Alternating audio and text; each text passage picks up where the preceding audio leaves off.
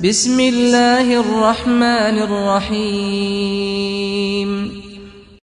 مرنے کے وقت ملک الموت کا آنا۔ جب کسی آدمی کی زندگی ختم ہو جاتی ہے تو موت اس کے منہ کے سامنے آ کر کھڑی ہو جاتی ہے۔ مرنے والا کہتا ہے کہ تو کون ہے اور کیا چاہتی ہے؟ تو وہ کہتی ہے کہ میں موت ہوں، تجھے لینے آئی ہوں، اب تجھے دنیا سے نکالوں گی اور تیری اولاد کو تجھ سے جدا کروں گی اور تیری عورت کو بیوہ کروں گی اور تیرا مال غیروں کو دلواؤں گی جس کو تو نے جمع کیا ہے اور اللہ کی راہ میں نہ دیا ہے۔ موت کی یہ باتیں سن کر وہ منہ پھیر لیتا ہے، پھر منہ کے سامنے آ کر کہتی ہے کہ مجھے نہیں جانتا، وہی موت ہوں جسے تیرے باپ دادا کو دنیا سے نکالا تھا، بتا تو نے دنیا کو کیسا پایا؟ وہ کہتا ہے یہ دنیا بڑی دغاباز ہے۔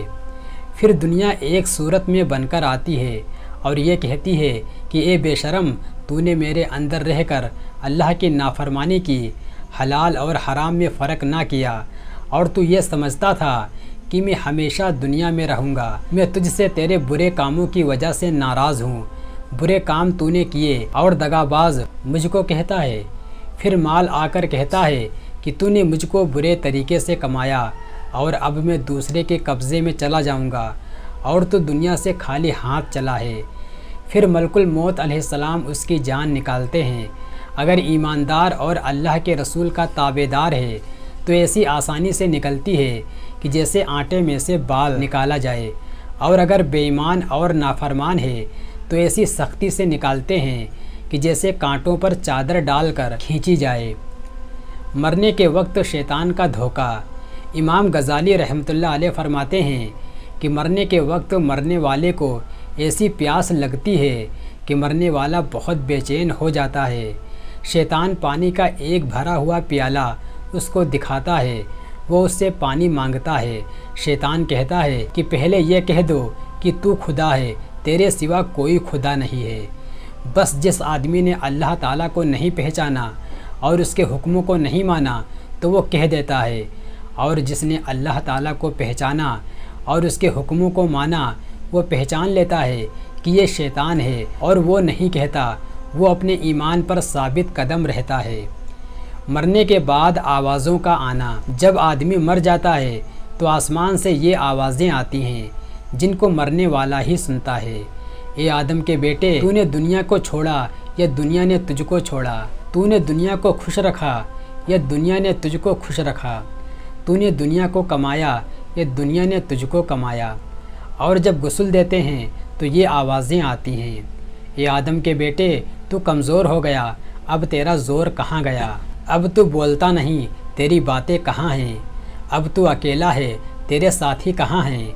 اور جب کفن پہناتے ہیں تو یہ آوازیں آتی ہیں، اے آدم کے بیٹے، تو سفر میں خالی ہاتھ چلا ہے، اب تو دنیا میں کبھی نہ آئے گا، اب تو ایک خوفناک گھر میں چلا ہے۔ اور جب جنازے کو لے کر چلتے ہیں تو یہ آوازیں آتی ہیں، اے آدم کے بیٹے، اگر تو توبہ کر کے اور اگر اپنے گناہوں کو معاف کرا کر مرا ہے تو تجھ کو خوشخبری ہے کہ تیرا رب تجھ سے خوش ہے، اور اگر تو نے توبہ نہیں کی اور گناہ معاف نہیں کرائے تو بڑے غم کی بات ہے کہ تیرا رب تجھ سے ناخوش ہے۔ اور جب نماز پڑھنے کے لیے جنازے کو آگے رکھتے ہیں تو یہ آوازیں آتی ہیں، اے آدم کے بیٹے، کہ جو کچھ اچھا یا برا تو نے کیا ہے وہ تیرے ہی لیے ہے، اگر تو نے اچھے کام کیے ہیں تو خوشی دیکھے گا، اور اگر برے کام کیے ہیں تو دکھ پائے گا۔